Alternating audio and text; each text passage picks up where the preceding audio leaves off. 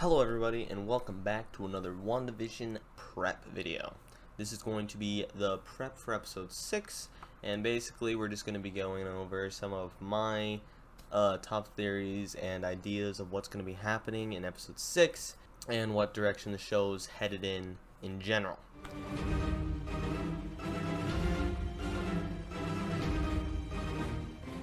Alright, we have 6 topics we're going to go over, really like 5 and a quarter. You'll see why. The last one's just kind of like a throw it in there.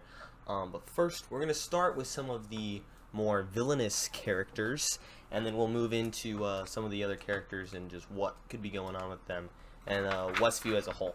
Starting us off is Agnes. More specifically, her interesting reaction to WandaVision's powers of bringing the dead back being revealed. By her children. You can fix anything, Mom. Fix it dead. What? No. You can do that? I couldn't quite tell if it was more of a I knew you could do this all along and I'm just acting and playing along, or if it's genuine surprise that she didn't know. I know some people I was talking to were thinking that she genuinely was surprised and wasn't actually acting. She just didn't know that Wanda could do this. This is somewhat evident in the fact that when the kids were aging up and Wanda was using other magic throughout the episode, she didn't really react in the same way.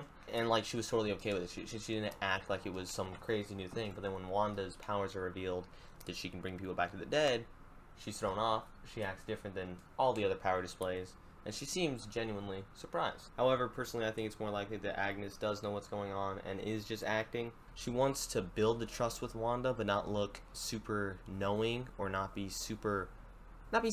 She doesn't want to be suspicious, and she doesn't want to oversell what she knows, you know? She wants to hold her cards kind of close to her chest. However, one thing to consider is this coming episode, episode 6, it seems like Wanda's going to pause everyone, and then Vision's going to wake up Agnes, which is interesting. And then she talks about the whole death thing. Am I dead? No. Why would you think that? Because you are. I don't know. It's just, it's a couple of loose little threads that we're kind of tugging at. But whether she's acting or not, at the very least, I think she wants to manipulate some aspect of Wanda's powers.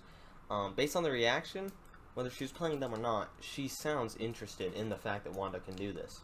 However, it is also possible that Agnes is more of just a pawn, being forced to do whatever she is doing to Wanda, and as a return, Mephisto will bring back someone she wants back to life or something like that. But when she finds out Wanda can do it, she switches sides and stops being evil because Wanda can give her what she wants.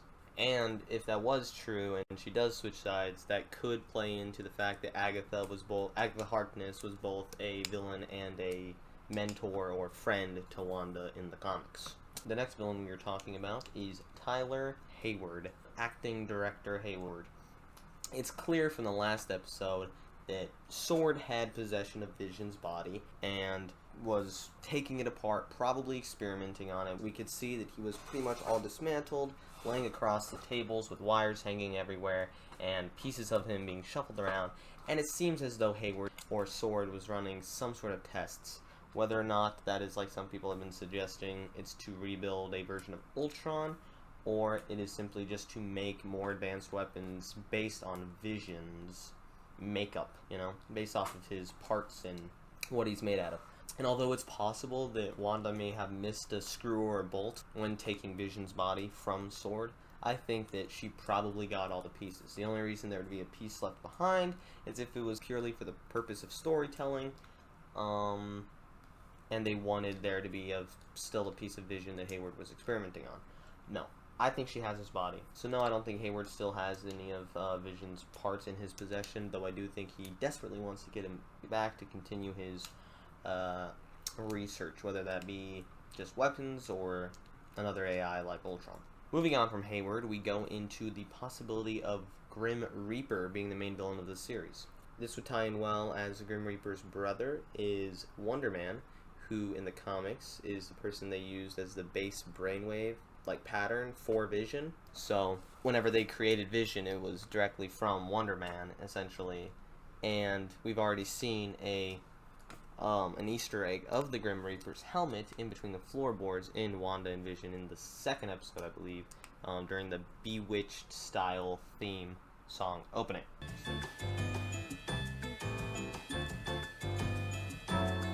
So they could play this as some sort of way that the Grim Reaper is trying to bring back his brother, and he's trying to place his brother's consciousness inside of Vision, or something to that effect.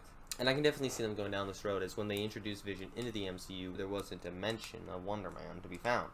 So Vision's death could be the perfect time for them to kind of like weave it in. You know, it's just not close enough to the comics where the MCU would be able to pay a respectful nod to it, but still be able to make it their own.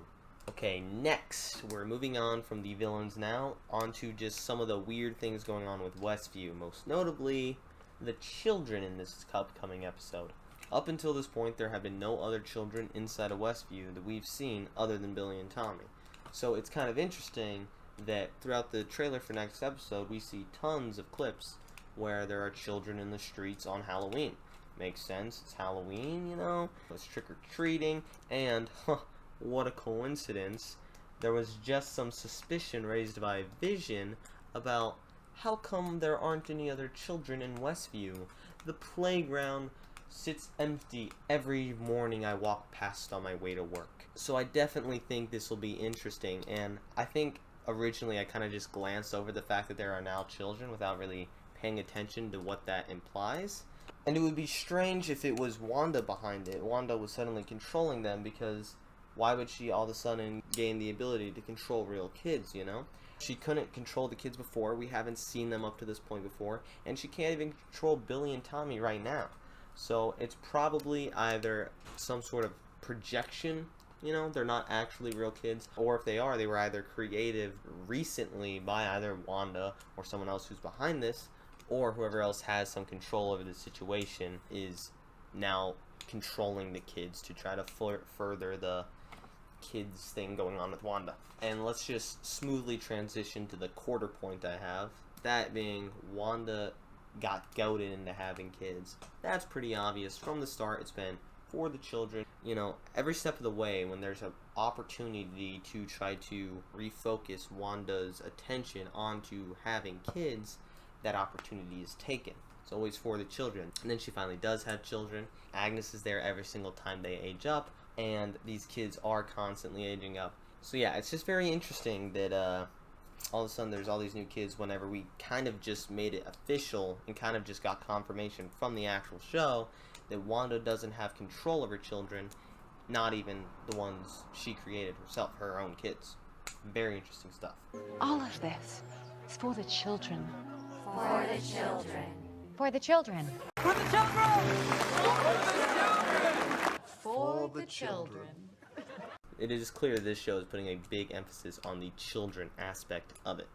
So I think we got to pay very close attention to that, and that's very interesting. I definitely think it's going to have something to do with her children, which is why a lot of people go to Mephisto, because he had a hugely significant role with her kids in the comics.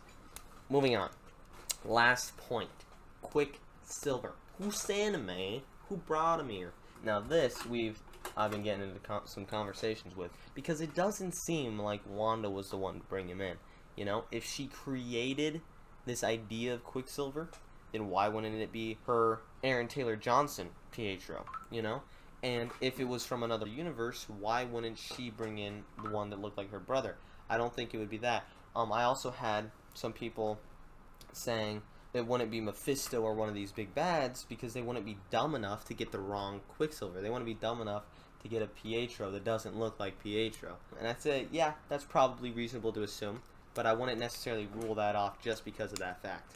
Jack Schaefer went on to talk about the cameo, and this is just one piece of what he said. We were rooting for it for so long, I didn't know if it would be possible. It was so complicated to make happen. Evan was always up for it, like always, always, always. He's a comic book fan and a Marvel fan. He's always up for the absolute weirdest option. Absolute weirdest option. What are these guys thinking is the weirdest option? Is it a multiverse jump?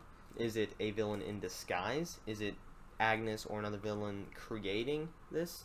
I also saw some theories that possibly Wiccan created this because he saw that his mom missed her brother, but then accidentally brought in the wrong one.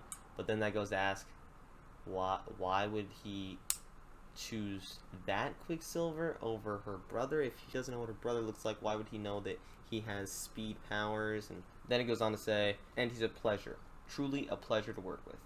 Everyone was really excited. I think Kevin Feige, Marvel Studio president, wanted to make sure that there was a reason for it, that it made sense, and I hope that's what we did.